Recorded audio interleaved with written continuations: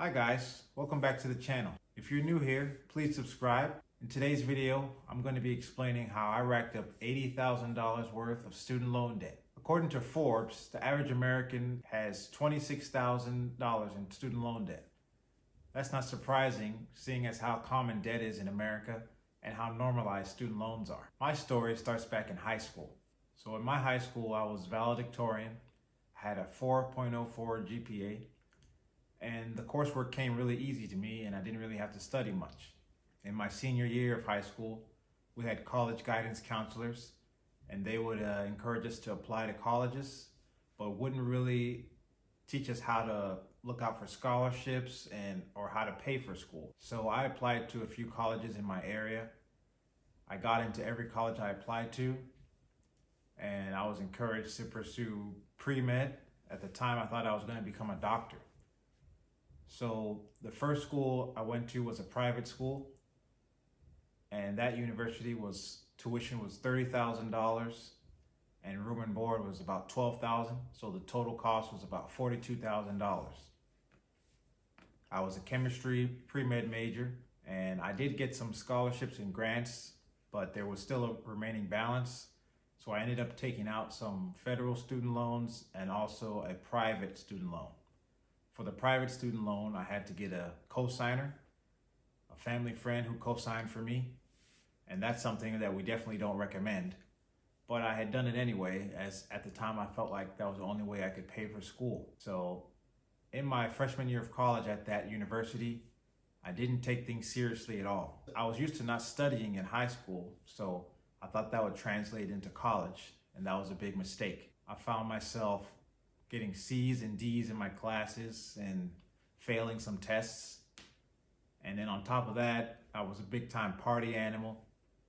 I partied like every weekend, didn't really take my coursework seriously, and it affected my grades. And ultimately, after that year was over, I decided to change universities. So that was in 2011. So the next year in 2012, I went to a community college where tuition is about $5,000 for a whole year, but I only went to that community college for one semester and took a few classes.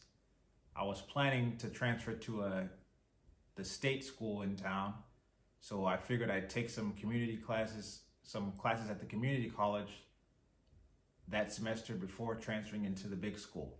I did okay at that school. I still ended up taking out some loans because I had a Pell grant, but it didn't cover the entire tuition. They only gave me a partial Pell grant that year. After the community college, I went to a public university, and that tuition there was about $10,000, and the room and board was about $8,000 to $10,000 as well. So the total cost for that school was about $20,000. The first semester I went there, my grades were so bad, I was actually failing some classes, and my college counselor recommended that I switch majors. So I switched from chemistry to biology, still trying to be on the pre-med path, but I soon figured out that it wasn't working out. I actually did so poorly that I was placed on academic probation and lost all my financial aid for the next year. So the next year, I didn't tell anyone, didn't tell my parents about this, but I took out a whole private loan to cover the cost of the next year, because I felt like I had no other option. And at this school, I was also partying and not really studying and not focusing on my classes, and my grades were suffering there as well. So after that school year was over, in the summer of 2014, I actually got a letter from the school saying that I was dismissed due to poor grades.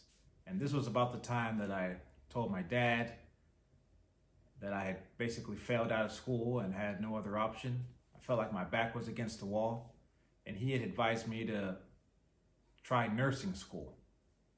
So I went to this private nursing school, and the tuition at the private nursing school was about $20,000.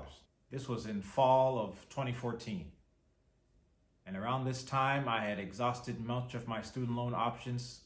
So I had maxed out everything and basically was able to take out enough loans to last the rest of that year. Luckily, some of my classes from my previous schools were able to be transferred to this nursing school, so I was exempt from a few classes. And thankfully, I graduated the nursing program and passed my NCLEX, which is the state boards, to become an LPN.